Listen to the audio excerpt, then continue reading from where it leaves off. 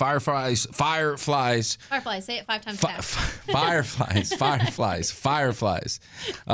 Lindsay Graham. Hi. Sounds like Texas. Welcome to the room, Thank Miss you. Lindsay Graham. This is so cool. Zach United. Hey. Yay. Let's talk to you about everything, how huge fan I am right now. I'm fangirling right now. I appreciate that. Super cool. So I have known your husband for some years from the music industry. But I met you recently in Magnolia, which that's where you're from? No, actually I'm originally from Houston, born and raised. I'm a Houston native, but I lived in Spring and grew up in Spring, Texas forever. In the 90s when it was hot, it was like the hot place to be. Yeah. And just recently in August, I grew up in Magnolia area too. My father owns land in Plantersville and has lived there forever. And so it's kind of like coming back home. We just moved to Magnolia. I ran into you guys at Henry's one night, and it was cool because I don't know if I'd ever met you before. No.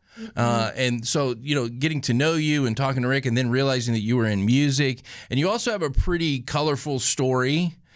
For Houston. I do. I love this, especially on 100.3 The Bull, the home of your Houston Texans. Yes. When were you on the squad, the cheerleader squad? You were a Houston Texan cheerleader. You were on the squad. I was. You're a pretty popular dancer too, according to everything all the research I did on Instagram. I didn't realize you were like a choreographer and like you're like a Dancing with the Star person. Oh my gosh. So oh my goodness. She loves this story. Oh yeah. So I mean, I've been dancing forever. I danced in Houston professionally, for almost 20 years. In and out of LA and New York all the time. I'm actually like a commercial hip hop dancer. It's what we call like when the pop craze was happening and and Backstreet Boys and Janet Jackson were hot. Like being a backup dancer was the thing. And I always grew up, loving dance and fell in love with hip hop. And I went to LA. I did a short time in there. I was on America's Best Dance Crew, the second season with my crew, Distorted X. And we were awesome. We did the second season. It was a huge show. It was coming right off of the Win, if you're familiar with dance with like the Jabberwockies, and it was really awesome. And we didn't make it far, but we got to represent Houston, which was really special. And again, that was such a huge time for the dance community. And then came back, and of course, like every dancer, you're like, well, what am I going to do with my life now? you know what? I think I'd like to be a Houston Texans cheerleader. So I tried out in 2009, and I made the squad.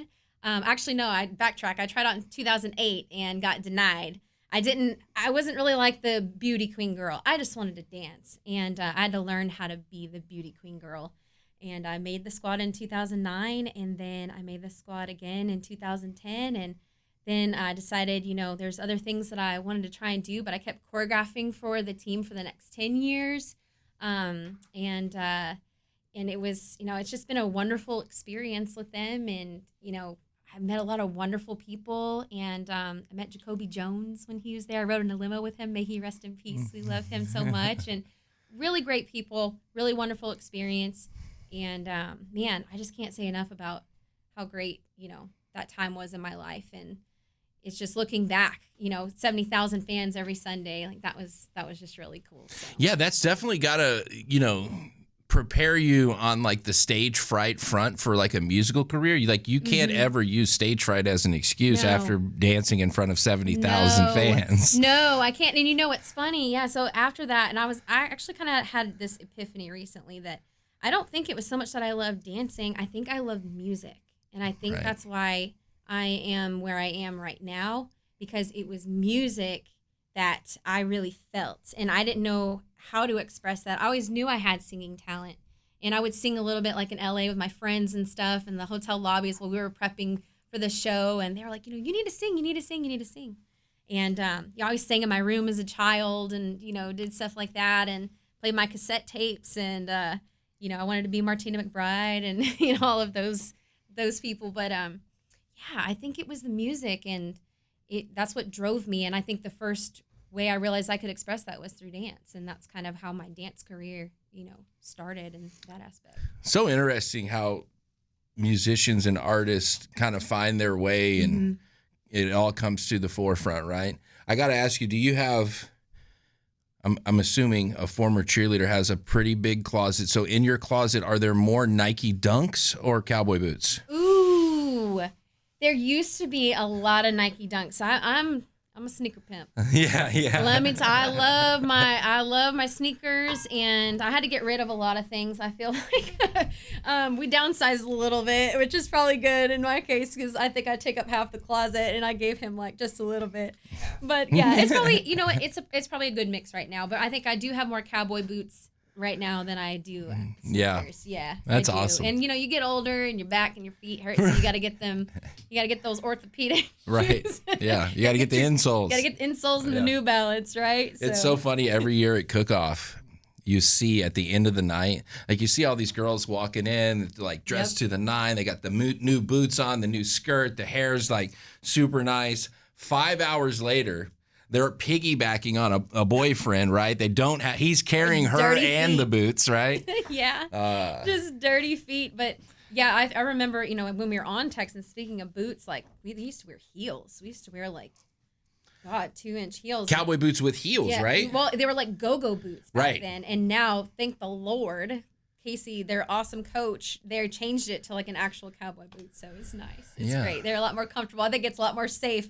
My back and my knees are definitely paying for it now being older. So it's really cool. So you said music has always been a part of your life. Again, here with Lindsay Graham. Lindsay sounds like Texas. Lindsay Graham sounds like Texas. Right here in Bull Country. You say growing up, you mentioned Martina McBride. You mentioned singing, in your room. When is it that you first started playing music or writing music in the capacity that we are here right now? I think up until just a couple of years ago, I want to say like 2019, 2020. Oh yeah, like you those said that. the Yeah, times, COVID. that like I feel like people realize their potential. I think I was always kind of afraid to do it. I wrote poetry and I always loved to write, and I've kept journals actually like literally since the second grade up until now. My whole life is written down in journals, and I can go back and I'll find some songs that were kind of coming out of me. Maybe I'd say the earliest, maybe in 2015 when I really started realizing it. And I was actually in a Texas country band for a little while. I didn't even tell you about that. No, tell me about that. I was in a Texas country band called Turner Country Band, led by a wonderful guy named Michael Turner, who's a fabulous singer.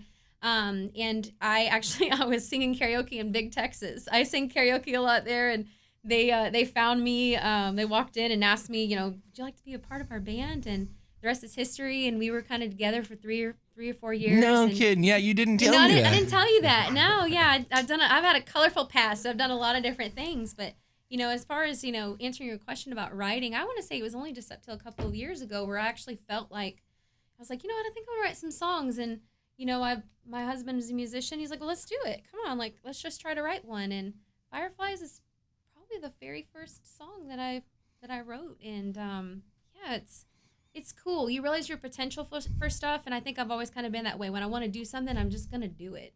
Just try it, Yeah. And if it doesn't work, it doesn't work. It doesn't even have to work. You can just write music and, or dance. Seems like it was like almost calling you somehow, some way. It was all meant, you've had a pretty wild ride, right? Like, and it's led you to here. I mean, you got to be confident in whatever's pulling you in this direction.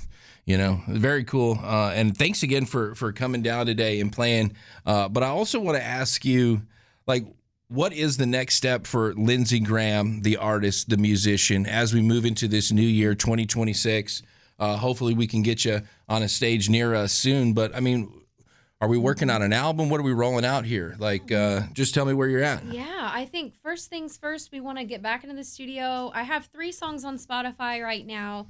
I'd like to get, a nice catalog going. I know Mikey and, Rick, we've been talking about some co-writing sessions, getting in there. We have a huge repertoire actually that the body's there. We just need to get in there and lay the foundation down and get that repertoire going. And I would really like to play a show next year. Really like to try, if possible. We know so many people. We know so many great musicians that, if we could get a full band, we could start acoustic if we wanted to, but if we could just go for it, let's just hammer it home and let's try to play a show next year. And I want to get my music out there. And, if nothing else, maybe someone else will pick it up who wants to sing it better than me. Or, I would love to, give my music, not give it away, but Right. I don't want to give it away, but I would like to get my songwriting out there, and I think I have a knack for that. And have you done any like songwriters? There's when you say that, I'm thinking about my friend Peyton, who's from the Woodlands. She's actually super young. Peyton Riley. She's been like the TCMA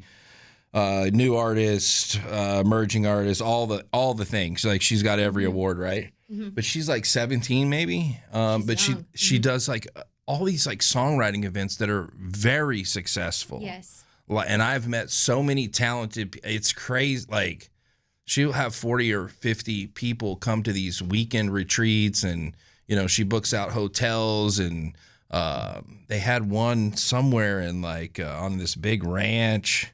I just wondered if you ever get into any of the songwriters. I actually entered Songwriters U, which is the Big Loud Texas. I think. Oh, sweet. Yeah, with those guys. I entered it last year.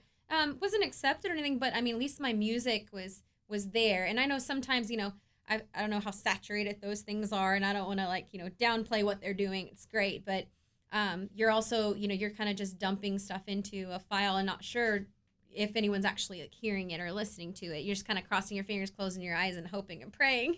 And I'm sure they are, but I think it would be nice to go just join something like that and actually sit with people and get your music out there that way too. So you should think about, and I won't put this on, but you should think about being a member of the TCMA. That's another good thing. Like I got into it like 3 years ago. I had no idea what it was when I got involved in it. It kind of just fell into my lap, but it is a awesome networking tool. It is like the Super Bowl for Texas country music. It is the biggest association for artists, industry folks. It is the only trade organization for Texas country. There are a couple others, but this one is like, legit, verified. We do our award show. We just did it at Billy Bob's. I mean, it's a big deal. Yeah. We had 200,000 people in the stockyards for Texas Country Music Weekend this year. Yeah. I would love to be a part of it. Yeah, it's super cool. And I just think it's like a great, I feel like, you need to be in the scene. I do. We need to get out there more. That's what I want too for 2026 is don't be shy. Don't be afraid to put yourself out there. We are talented musicians, and I know that, we can do it. So definitely get out there, put our music out there, record more, write more. It's a world of content. It's the only way. You got to put yourself out there. Where can people see all your content? I have an Instagram, Lindsay Graham Music. I have a Facebook, Lindsay Graham Music. And I have my Spotify as well under Lindsay Graham. And you can catch me there, and you can go look at my hats too. I make hats. Do you make these hats? You told me you make those hats, right? Yes, Tell me about that. I I've wanted to do that, and I've tinkered with it. Yeah, so I'm a choreography artist, and I'm with my company's Wesley James company, named after my son, our son, Wesley James. And strong name. Yeah, strong name, right? So that's our brand, and basically what we do is we take hats and we revamp them. I'm also in the works to learn to shape and become a milliner, so making them from the ground up, and I hand draw everything on the hat. Did you just teach me something? What did I? A milliner? A milliner is that a hat shaper? It's a hat, like hat maker, hat creator. A milliner. Milliner, where they take the hat. I'm getting an education here today. See? I love this. You learn something new all the time. That is awesome. Yeah, I never knew that. Yeah. A milliner is someone who, what did you say again? It's someone who, builds the hat from the body, from the felt body. Yeah, so when I see these guys on like TikTok and Instagram and they're like shaping it over that wood thing. Yeah, a hatsmith. Yeah. A milliner. Yeah, so I'm in the I like that. Milliner. Yeah, I'm in a master class for oh my goodness. Hat masters. They're out of Colorado, so you're getting an education in how to do this? I am, yeah. That's crazy. I didn't even know they had that. After the education that I already got. I just got my master's in speech pathology, so now I want to do wow. this. My sister does speech pathology. Does she really? Yeah, she lives in St. Louis, and she's a speech pathologist, and I can't remember which school she graduated, but she went to UT and she went to DBU. She graduated from all of them, but I don't know which. She's my people. Yeah, that's so cool. Yeah. She's been in St. Louis, I guess, like 10, 15 years. That is so awesome. Yeah, and she has 2 twins, and one of them is autistic, and she speaks, but Brooke works with her too on that. So Well, our son is autistic as well. Yeah. He's high functioning level 2. He has high functioning level 2 autism. So we, I think, I don't know, it's like a calling to be in that profession as well. yeah. So I don't know. God just kind of It all pulled me works in out. all these different Yeah. ways, and I'm just listening, and I love I'm that. here. So I love that. yeah, Well, go for it. It's exciting, and I encourage everybody to go check out Lindsay and just support her. She's my people. Rick's been a friend of mine for a long, long time, decades, probably too long than either one of us want to admit. And that's what I'm here to do, is to champion artists, encourage artists, especially from our neck of the woods. And I think you have such a great story. And it just seems like this is where you're supposed to be, Lindsay. So whenever you want to come back, you always have an open door here. You always have a platform. I'm always here to ride with you guys, help promote the next single, whatever the new album is, whatever the first concert is, whatever it may be.